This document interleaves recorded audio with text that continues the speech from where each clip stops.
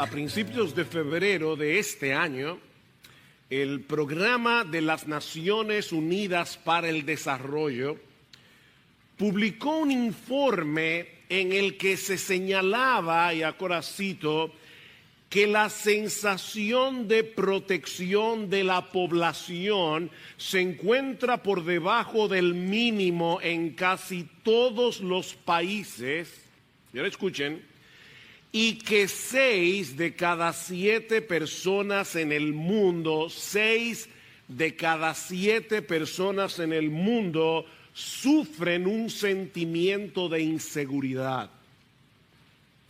Según este informe, las naciones con algunos de los niveles más elevados de salud, riqueza y educación muestran un mayor grado de ansiedad que hace 10 años. Las naciones que tienen un mayor nivel de riqueza, de salud y de educación y están experimentando hoy más ansiedad que hace 10 años atrás. Esta misma semana salió publicado en uno de nuestros diarios que la población dominicana vive en una especie de paranoia social. O sea, la gente se asusta cuando ve que 2 motoristas le pasan por al lado, porque no sabemos si son 2 asaltadores. Hay una paranoia social, decía el periódico. Estamos viviendo un clima de mucha inseguridad. Ahora, añádale a esto que aún entre los cristianos se percibe cierto grado de desasosiego por el futuro. Y uno lo escucha en las conversaciones cuando se junta con hermanos. La agenda globalista marcadamente secularizada avanza a un paso tan acelerado que muchos se preguntan qué le espera a la iglesia en los próximos años. O en qué forma este derrumbe moral, este derrumbe social que nosotros estamos viendo puede llegar a impactar o está afectando ya a nuestros hijos, a nuestros nietos. Hay un temor generalizado, no solo entre los incrédulos, mis hermanos, aún entre creyentes. La diferencia, la gran diferencia, es que los creyentes tenemos en nuestras manos las promesas de Dios. Promesas con las cuales podemos mantener a raya nuestros temores, promesas con las cuales podemos vivir en esperanza, como vemos en el pasaje que vamos a considerar en esta mañana para concluir nuestra serie expositiva en el libro del profeta Ageo. En aquellos días, los israelitas también estaban enfrentando un futuro muy incierto, humanamente hablando. Israel había perdido su soberanía, recuerden, unos 70 años antes cuando Babilonia los invadió, ahora se encontraban bajo el dominio de los persas. El templo que simbolizaba la presencia de Dios en medio de ellos seguía en ruinas y todo parecía indicar que en los próximos años Israel seguiría siendo como una mota de polvo en el medio del Medio Oriente, rodeado de naciones muy poderosas que podían volcarse contra ellos en cualquier momento. ¿Dónde había quedado la promesa que Dios le había hecho al rey David de que uno de sus descendientes se sentaría en su trono para siempre? ¿Había algún futuro para Israel como nación del pacto? Mis hermanos, el panorama que estos judíos tenían por delante no era muy prometedor. Pero en este momento, Dios le envía a Zorobabel, el gobernador de Judá, un mensaje sorprendente. Cuando lo vemos en su contexto, este mensaje es sorprendente.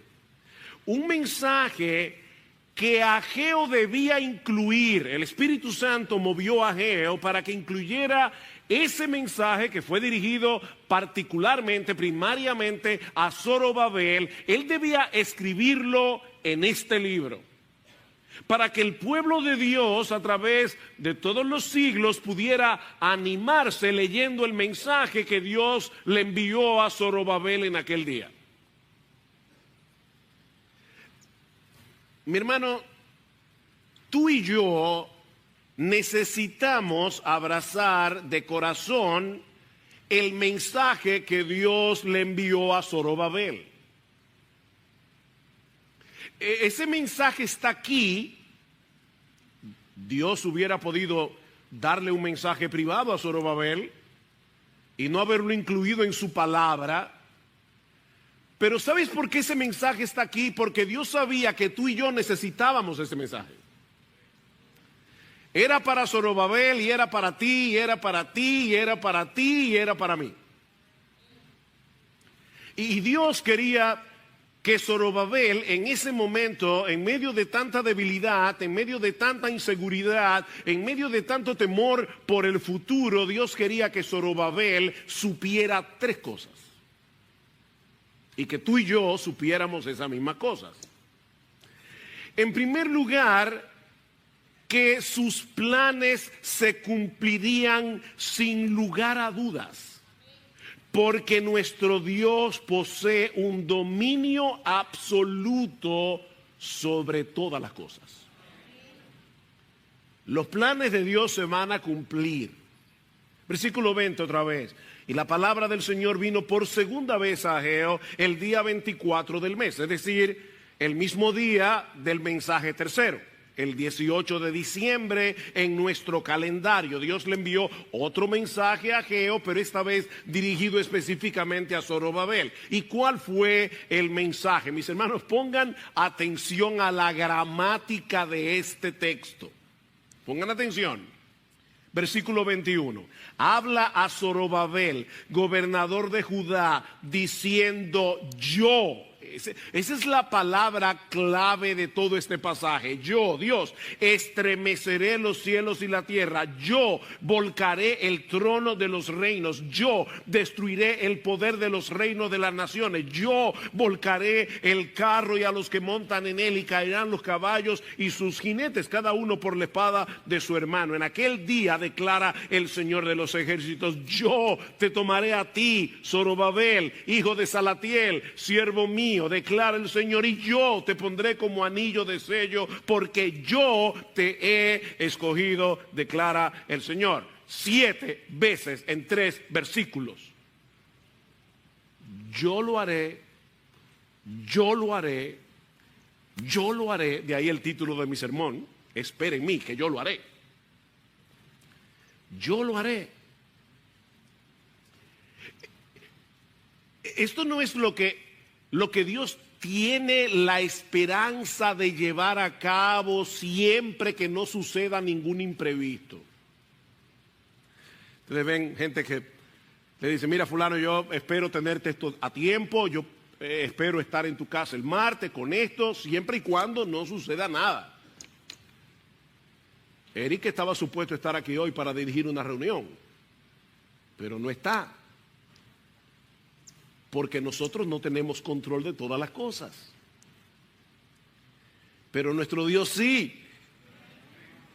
Esto es lo que Dios ha dicho que hará, y lo hará con toda certeza, porque nada ni nadie puede oponerse a sus planes. Nada ni nadie puede frustrar las decisiones de Dios.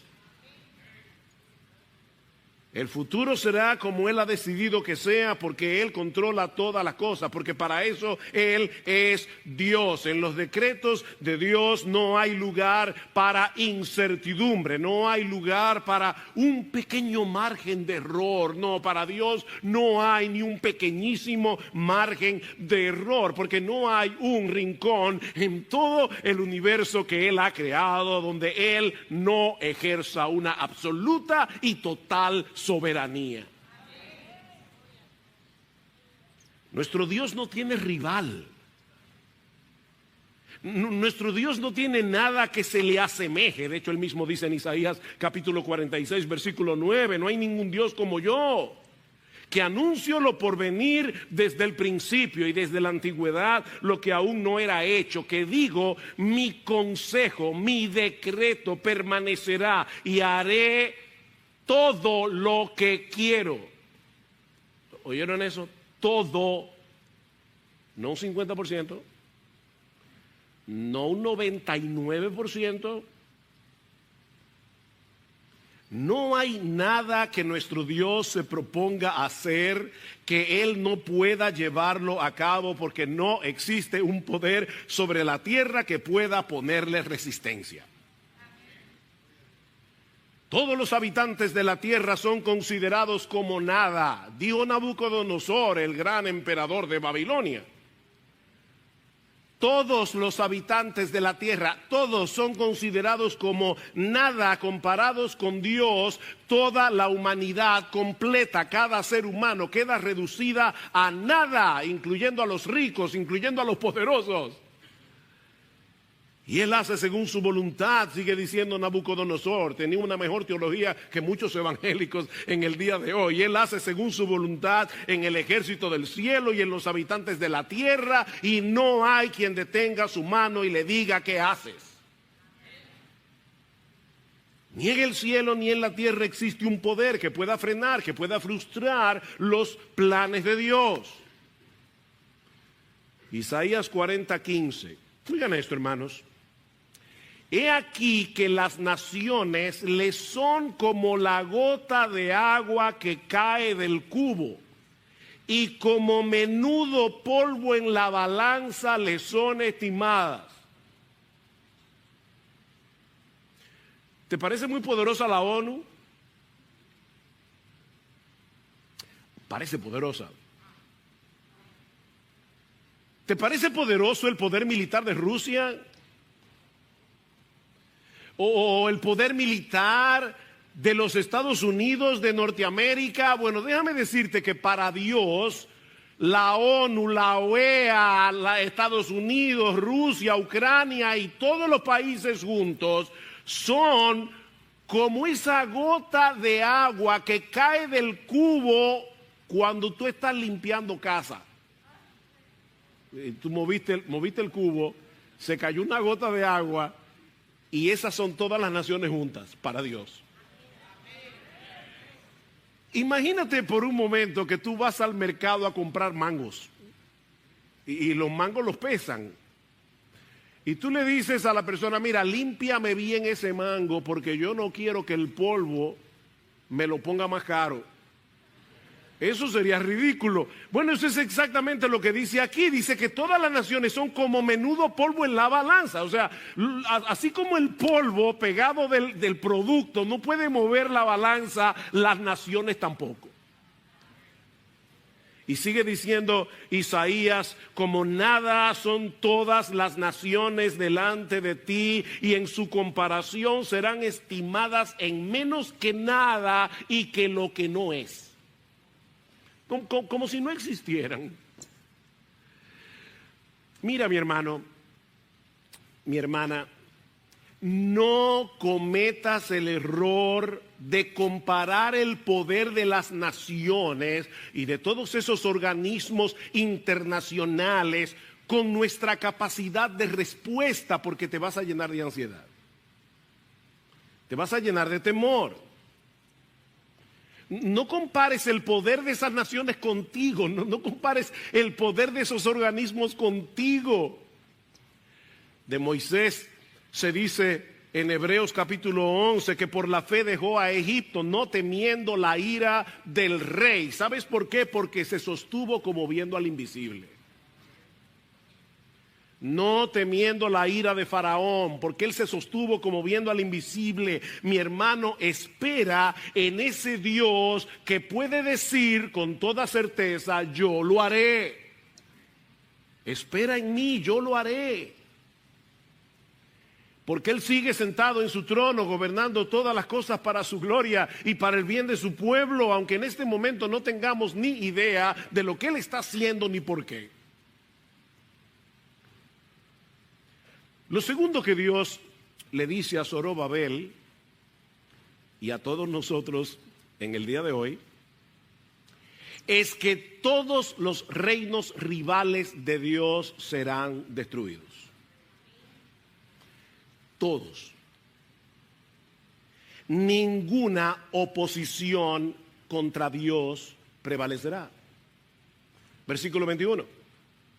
Habla Zorobabel, gobernador de Judá, diciendo: yo estremeceré los cielos y la tierra, y volcaré el trono de los reinos, y destruiré el poder de los reinos de las naciones, y volcaré el carro de los que y a los que montan en él, y caerán los caballos y sus jinetes, cada uno por la espada de su hermano. Esta figura del versículo 21, yo estremeceré los cielos y la tierra, es muy similar a lo que vimos en los versículos 6 y 7 de este mismo capítulo. ¿Recuerdan cuando dice que Dios iba a hacer temblar a los reinos de las naciones? Solo que en aquel momento el significado era muy diferente. Ageo capítulo 2, versículo 6, porque así dice el Señor de los ejércitos: una vez más, dentro de poco yo haré temblar los cielos y la tierra, el mar y la tierra firme, y haré temblar a todas las naciones. Vendrán entonces los tesoros de todas las naciones, y yo llenaré de gloria esta casa, dice el Señor de los ejércitos. Esta profecía se repite una y otra vez en los profetas. Ellos visualizaban el día en que habría de cumplirse la promesa que Dios le hizo a Abraham de que a través de uno de sus descendientes serían benditas todas las familias de la tierra. Dice en Sofonías capítulo 3, versículo 9, escuchen esto, mis hermanos, porque aquí están incluidos los dominicanos. Dice que Dios daría a los pueblos labios puros, a todos los pueblos, para que todos ellos invoquen el nombre del Señor, para que les sirvan de común acuerdo. Desde más allá de los ríos de Etiopía, mis adoradores, mis dispersos traerán mi ofrenda. Ven, Dios aparece y todas las naciones se rinden ante Él, o gente de todas las naciones. Esta profecía se cumplió cuando Dios el Hijo se hizo hombre en su primera venida. Desde entonces nuestro Dios ha estado construyendo un enorme templo espiritual formado de piedras vivas con gente de todo pueblo, lengua, tribu y nación que se postran ante el Dios de Israel y le adoran en espíritu y en verdad. Pero en los versículos 21 al 22 el panorama es muy diferente. Porque aquí no se habla de salvación, aquí se habla de destrucción. Y se usa el mismo lenguaje que Dios usó en Génesis cuando habló de la destrucción de Sodoma y de Gomorra. Lo que Ageo está describiendo en los versículos 21 y 22 es muy similar a lo que se describe en el Salmo 2. Es una absurda conspiración universal contra el Señor y contra su Cristo, que está condenada al fracaso desde el principio. Dice: ¿por qué se amotinan las gentes y los pueblos piensan cosas vanas? Se levantarán los reyes de la tierra y príncipes consultarán unidos contra el Señor y contra su ungido, contra su Cristo, contra su Mesías. Eso es una total ridiculez. Dice en el versículo 4: el que se sienta como rey en los cielos se ríe. El Señor se burla de ellos. Esta conspiración no produce ninguna alarma en el trono de Dios. Pero lamentablemente sí produce muchas alarmas en nuestros corazones. Hay una diferencia en cómo el cielo reacciona y cómo nosotros reaccionamos. Mis hermanos, seamos honestos. Desde nuestro punto de vista, los poderes terrenales nos parecen demasiado poderosos. Y fácilmente olvidamos quién es el que está en control. Sí, es cierto que hay una conspiración contra Dios, es cierto que hay una conspiración contra su iglesia, hay una humanidad caída que pretende darle un golpe de estado a Dios. Eso es real. Eso es lo que vemos todos los días en los medios de comunicación, es lo que vemos en los gobiernos nacionales, es lo que vemos en los organismos internacionales. Eso es real. Mis hermanos, no podemos negar lo que está a la vista. Hay una conspiración. La agenda globalista es real. El movimiento LGBTQ es real. La ideología de género es real. Mis hermanos, todos esos organismos internacionales que están tratando de implantar una dictadura ideológica en países como los nuestros, eso es real. Pero el resultado final de esta guerra ya está decidido. Ese es el punto. Sí, algunos de estos grupos ganarán batallas aquí y allá, porque el Dios soberano, por alguna razón que nosotros no entendemos, les va a permitir ganar ciertas batallas, pero no ganarán la guerra, mis hermanos. Ya Dios determinó, ya Dios decretó la destrucción final de todos los reinos que se le oponen al suyo. Por eso alguien decía muy sabiamente que no debemos cometer el error de visualizar el futuro a la luz del presente. No. Debemos visualizar el presente a la luz del futuro. Son dos formas muy distintas de ver la vida. Todos los poderes que se le oponen a Dios serán suprimidos. Serán destruidos.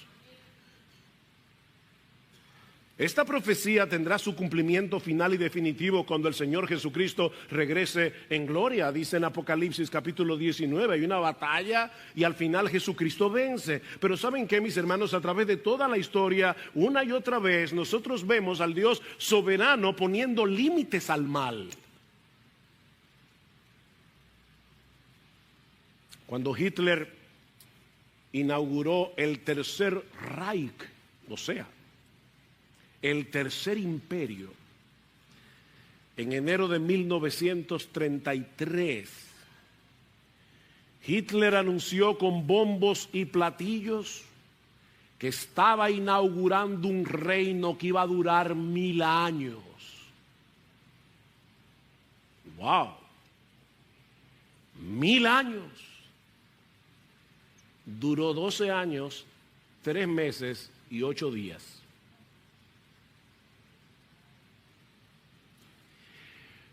Porque es Dios y no el hombre el que determina los movimientos de la historia. Solo Él tiene poder para decir con certeza, yo lo haré. Este sistema que ahora opera contra el Dios del cielo será completamente destruido, pero como dice Pedro, según su promesa, nosotros esperamos nuevos cielos y nueva tierra en los cuales mora la justicia. Lo que Pedro está diciendo es porque Dios lo prometió, nosotros podemos esperarlo. Los burladores dicen, ¿verdad? ¿Dónde está la promesa de su advenimiento? Estos evangélicos tienen años diciendo, Cristo viene, Cristo viene, Cristo viene, y Él no viene. Pero tú y yo sabemos que cuando Dios promete algo, no importa cuántos años pasen, Él lo cumplirá. Entonces, como Él prometió cielos nuevos, tierra nueva, donde mora la justicia, dice Pedro, nosotros podemos esperar en eso. E incluso sigue diciendo Pedro, nosotros tenemos que vivir ahora a la luz de esa promesa. ¿Cómo no debéis vosotros andar en una santa y piadosa manera de vivir? Porque Dios cumplirá lo que prometió. Y eso nos lleva a la tercera parte del mensaje que Dios le dio a Zorobabel. Y es que Dios le dice a este hombre, en palabras, ¿verdad?, que tenemos que explicar, que la línea davídica, o sea, la línea del rey David, de la que vendría el Mesías, esa línea sería preservada hasta el establecimiento del reino del Mesías, porque nuestro Dios es fiel a sus promesas, porque lo declara Jehová de los ejércitos. Versículo 23. En aquel día, y esa es una expresión que habla del día del Señor, el día que apunta hacia la segunda venida de Cristo, en aquel día declara el Señor de los ejércitos: te tomaré a ti, Zorobabel, hijo de Salatiel, siervo mío, declara el Señor, y te pondré como anillo de sello, porque yo te he escogido, declara el Señor de los ejércitos.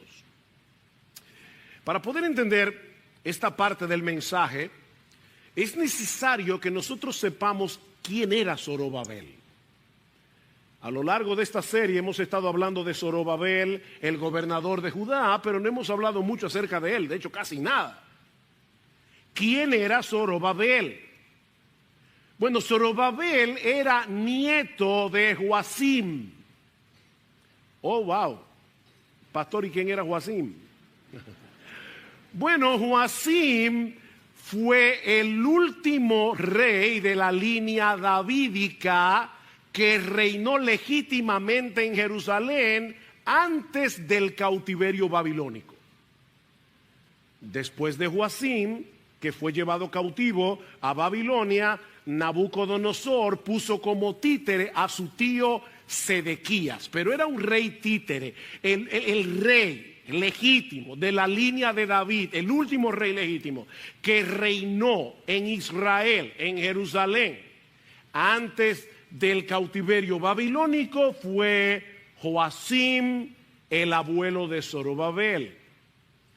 De manera, mis hermanos, que Zorobabel era un descendiente legítimo del rey David, aunque en ese momento de la historia no tenía posibilidad alguna de volver a ocupar el trono, porque Israel había perdido su autonomía política. Israel estaba bajo el poder de los persas, como decíamos al principio, y ellos reconocieron, los persas, a Zorobabel como el gobernador de Judá. Bueno, ahora con esto en mente, vean una vez más el versículo 23. En aquel día, declara el Señor de los ejércitos, te tomaré a ti, Zorobabel, hijo de Salatiel, siervo mío. Es la primera vez en el libro de Ageo que en vez de llamarle a Zorobabel gobernador de Judá, Dios le llama su siervo.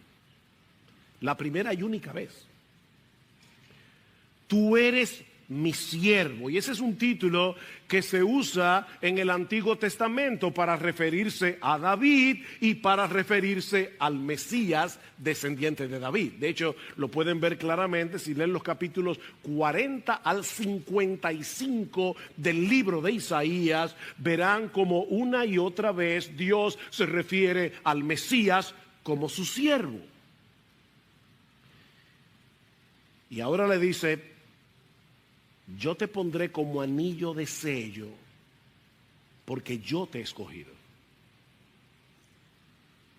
¿Y eso qué significa? Bueno, este sello era un símbolo de autoridad y era usado para endosar todos los documentos oficiales. Se ponía la arcilla y entonces el sello del rey era como la firma del rey sobre un documento. Este anillo era tan importante que los reyes solían llevarlo consigo como una medida de protección, ya sea puesto en la mano o en un collar en el cuello. Este sello era sumamente importante. Y ahora Dios le dice a Zorobabel: yo te tomaré, te pondré como anillo de sello, es decir, yo te protegeré como si tú estuvieras en la palma de mi mano, y te investiré de mi autoridad real, porque yo te he escogido. Ahora, el trasfondo de esta promesa la encontramos en el capítulo 22 del libro del profeta Jeremías. donde Dios le anuncia a Joacim, el abuelo de Zorobabel, que él sería llevado en cautiverio a Babilonia por causa de su pecado y que ninguno de sus descendientes inmediatos volverían a sentarse en el trono de Israel. Y el lenguaje que usa Dios en Jeremías capítulo 22, versículo 24, es muy similar al que usa Ageo en el versículo 23. Dios le dice, Jeremías 22, vivo yo, declara el Señor, aunque Conías, hijo de Joacim, rey de Judá, fuera un anillo en mi mano derecha, aún de allí lo arrancaría. ¿Ven la advertencia de juicio? Te voy a arrancar. Tú has sido un anillo de sello en mi mano, pero aún estuvieras en mi mano derecha. Yo quiero que tú sepas que ya no hay esperanza para ti. Aún de allí te arrancaría y te enviaría cautivo a Babilonia. Para Joacim no había remedio, ni para ninguno de sus descendientes.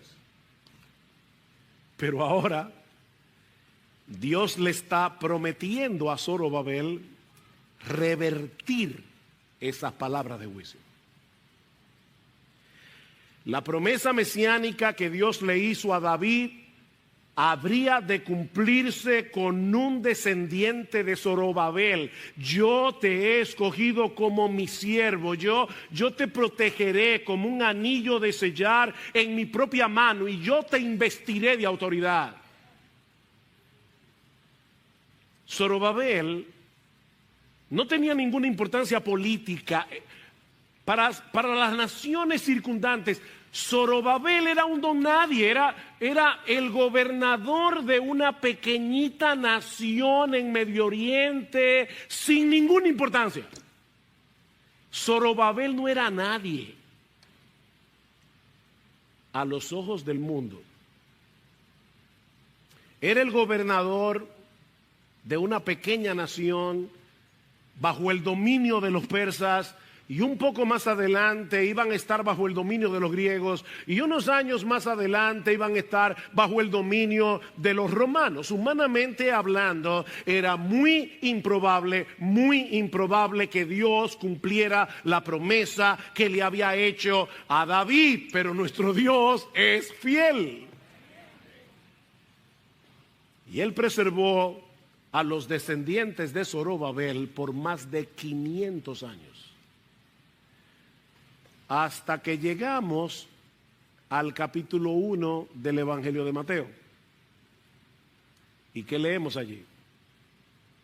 Que después de la deportación a Babilonia, Jeconías engendró a Salatiel, Salatiel engendró a Zorobabel, Zorobabel a Abiud, y así sigue descendiente tras descendiente hasta llegar a Jacob, que engendró a José, el marido de María, de la cual nació Jesús, llamado el Cristo.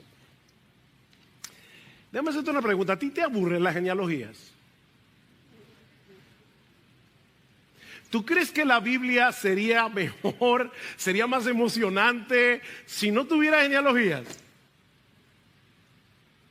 Las genealogías, que a muchos tanto les aburren, están allí para probar que nuestro Dios es fiel. Nuestro Dios es fiel. Él cumplió en Cristo lo que le prometió a David, un rey eterno.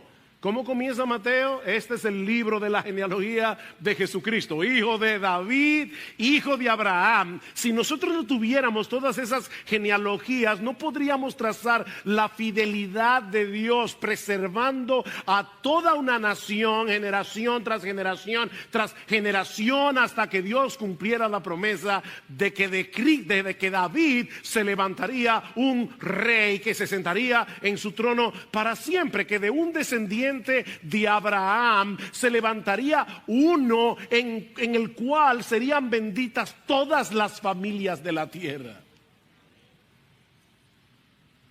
Y Zorobabel está allí. De hecho, en Lucas capítulo 3, en el versículo 27, la genealogía en la versión de Lucas, nosotros vemos que Zorobabel también está en la genealogía de María. Se mencionan en los dos pasajes. Nuestro Dios es fiel, hermanos. Y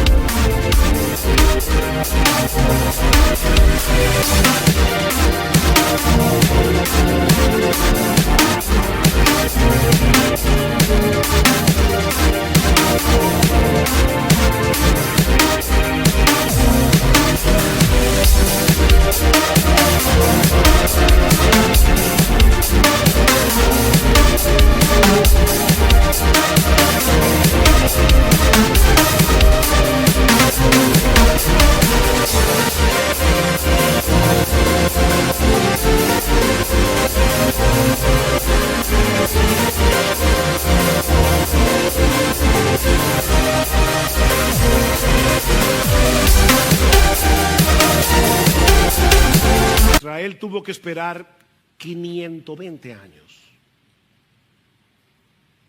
para ver el cumplimiento de esta promesa. Pero nuestro Dios es fiel. Y aunque el Mesías murió en debilidad en una cruz romana, Él resucitó al tercer día y Él ascendió a los cielos y Él está sentado como rey a la diestra del Padre hasta que todos sus enemigos sean puestos por estrado de sus pies, ya sea por conversión o por destrucción. Pero todos sus enemigos serán puestos por estrado de sus pies. Mis hermanos, el día llegará cuando en el nombre de Jesús se doblará toda rodilla de los que están en los cielos y en la tierra y debajo de la tierra, y toda lengua confesará que Jesucristo es el Señor, para la gloria de Dios el Padre. No hay posibilidad alguna de que la historia humana termine de otro modo, porque el soberano del universo dijo que lo hará. En los días de Zorobabel esta promesa no parecía cumplible. Los poderes de este mundo parecían demasiado poderosos, lo mismo que pasa hoy. Pero Dios cumplió lo que prometió. ¿Dónde está el poderío de los persas? ¿Dónde está el imperio que fundó Alejandro el Grande? ¿Dónde está el imperio romano? ¿Dónde están todos esos imperios?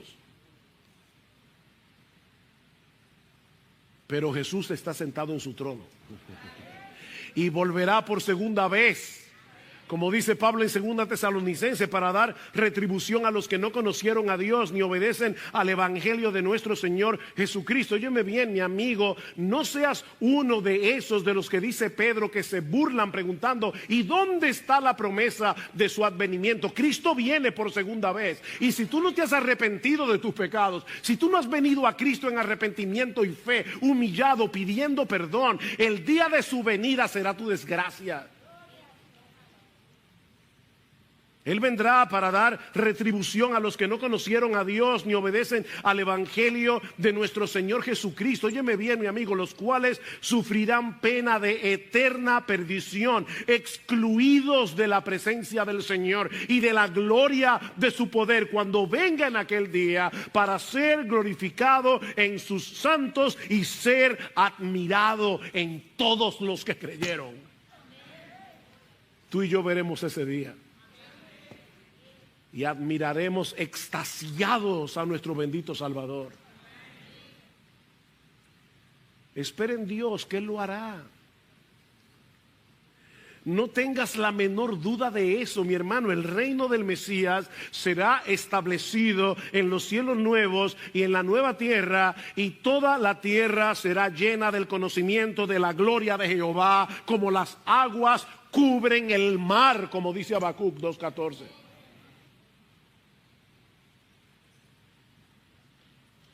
Ahora hay un detalle adicional en este texto que no podemos pasar por alto. Ya explicamos lo que el texto significa.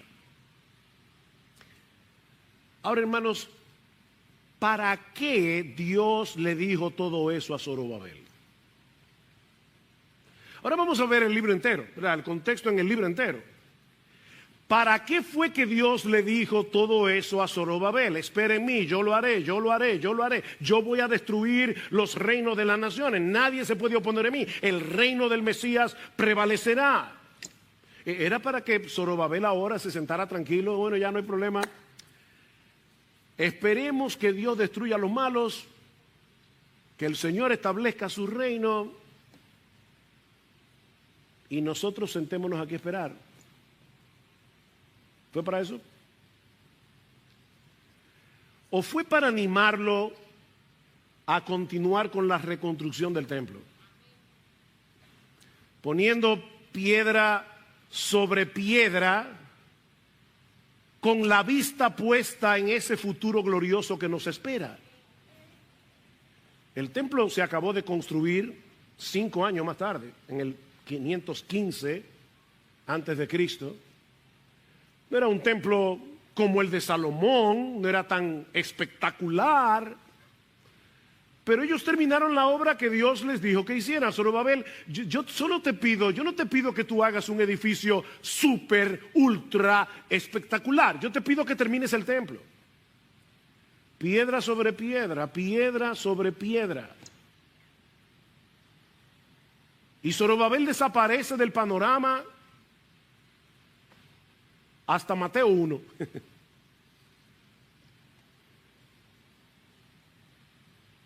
Dice en Daniel capítulo 11, versículo 34, que el pueblo que conoce a su Dios se esforzará y actuará. No es un pueblo pasivo, no es un pueblo vago, no es un pueblo místico que está dedicado únicamente a la contemplación. No es un pueblo esforzado. Mis hermanos, estas promesas no deben llevarnos a contemplar con pasividad todo lo que está pasando a nuestro alrededor. Nosotros somos la sal de la tierra, nosotros somos la luz del mundo. Hay algo que tú y yo tenemos que hacer en medio del caos que nos rodea, pero con la vista puesta en el futuro glorioso que nos aguarda. Ese es el punto. Estos versículos finales de Ageo son como una especie de complemento de lo que Dios le había dicho a Zorobabel en el capítulo 2, los versículos 4 y 5. Recuerdan, esfuérzate, Zorobabel, trabaja, no temas. Esfuérzate, trabaja y no temas. Zorobabel continúa poniendo piedra sobre piedra en este templo que no parece tan impresionante, porque ese esfuerzo que a tus ojos parece pequeño es un eslabón más en toda una cadena de algo mucho más grande, de algo mucho más glorioso que Dios está haciendo en la historia de la redención. Tal vez a ti te parece poco lo que tú puedes hacer para el avance del reino de Dios, y te parece que simplemente estás poniendo una piedra aquí y otra piedra allá, como los israelitas en el día de Zorobabel. Mientras pensaba en esto, pensaba en los padres de esta iglesia. ¿Verdad, padres, que a veces uno está trabajando con sus hijos y a uno le parece como que el trabajo no avanza? Y uno pone una piedra hoy, parece que se cae mañana. ¿Es tan importante lo que yo estoy haciendo en casa con mis hijos? Yo oigo hablar de los misioneros que están dando su vida en los países árabes, predicando el evangelio. Pero yo estoy aquí simplemente educando a mis hijos en el temor del Señor. ¿Es esto tan importante? Sí, es importante. Sigue poniendo piedra sobre piedra, aunque nadie te vea. Es un eslabón más. La semana que viene en la reunión vamos a hablar otra vez de las necesidades que nosotros tenemos, de que muchos de nuestros hermanos se involucren en ministerios. O ¿qué vamos a hacer? ¿Vamos a reaccionar como los judíos en el tiempo de Ageo? No es tiempo de la casa del Señor, no es tiempo para la casa del Señor. Sí es el tiempo para la casa del Señor. Este es el tiempo. ¿Cuándo será el tiempo? Sacúdete, mi hermano, de esa apatía, sacúdete de esa pasividad. Hay algo que tú y yo tenemos que hacer. Puede que no parezca impresionante, puede que no parezca glamoroso, pero es increíble lo que el Todopoderoso puede hacer con nuestro poco. Lo que a ti y a mí nos parece poco. Esfuérzate, trabaja, no temas. Porque Dios está haciendo algo que ahora mismo no podemos ver. Dios está haciendo algo para la gloria de su Hijo. Dios está construyendo un templo espiritual de piedras vivas, de todo pueblo, lengua, tribu y nación. Dios lo está haciendo y lo está haciendo con el pequeño esfuerzo tuyo y mío. Porque nosotros tenemos un tesoro en vasos de barro.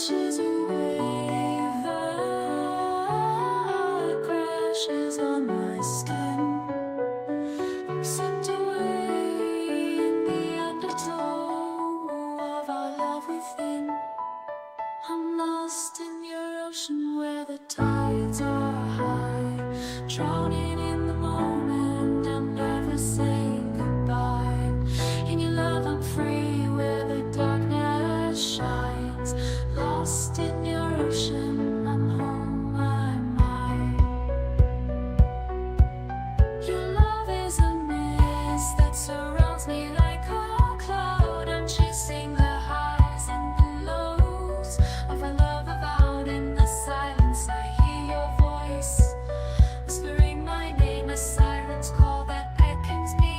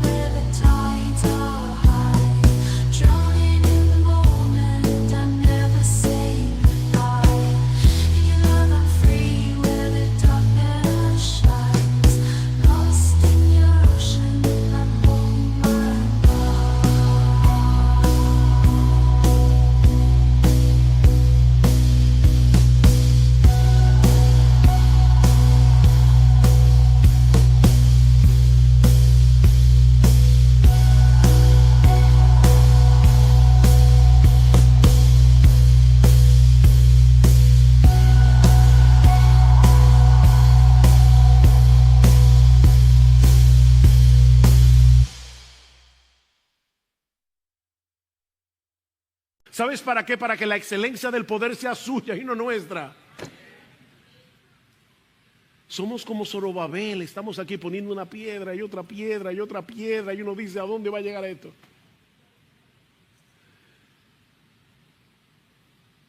Oh, mis hermanos, ahora que hemos terminado el libro de Ageo, que nos exhorta a poner en orden nuestras prioridades, que nos exhorta a mirar hacia el futuro, a mirar hacia lo que Dios está haciendo en la historia, en el tiempo, para la gloria de su Hijo. Permítanme concluir dando un vistazo de lo que nos espera, para que terminemos esta serie alimentando nuestra esperanza. Solo así vamos a poder mantener a raya el temor y seguir corriendo la carrera que tenemos por delante. Dice en Apocalipsis capítulo 5 versículo 8 que cuando Cristo hubo tomado el libro que contenía los decretos de Dios para la historia humana, los cuatro seres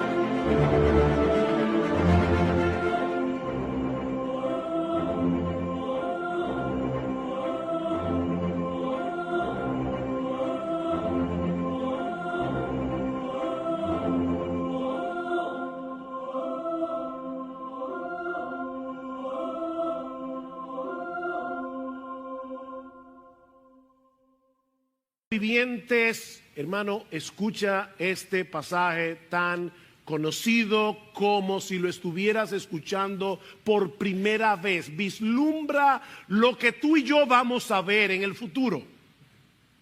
Los 24 seres vivientes y los 24 ancianos se postraron delante del Cordero. Todos tenían arpas y copas de oro llenas de incienso, que son las oraciones de los santos.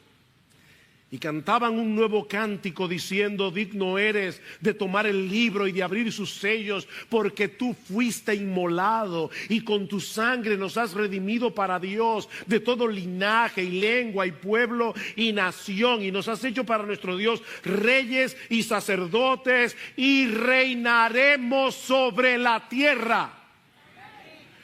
Tú y yo reinaremos sobre la tierra. Esa promesa no es para George Soros, esa promesa no es para Bill Gates, esa promesa no es para los miembros de la ONU, esa promesa es para esos débiles creyentes que han puesto su confianza en Jesucristo. Los mansos reinarán para siempre sobre la tierra. Dios lo prometió y Él lo hará. Y miré y oí la voz de muchos ángeles alrededor del trono y de los seres vivientes y de los ancianos, y su número era millones de millones, que decían a gran voz: el Cordero que fue inmolado, Él es digno de tomar el poder, las riquezas, la sabiduría, la fortaleza, la honra, la gloria y la alabanza, y a todo lo creado que está en el cielo y sobre la tierra y debajo de la tierra, en el mar, y a todas las cosas que en ellos hay. Oí decir al que está sentado en el trono y al Cordero sea la alabanza, la honra, la gloria y el poder por los siglos de los siglos. Los cuatro seres vivientes decían amén, y los 24 ancianos se postraron sobre sus rostros y adoraron al que vive por los siglos de los siglos.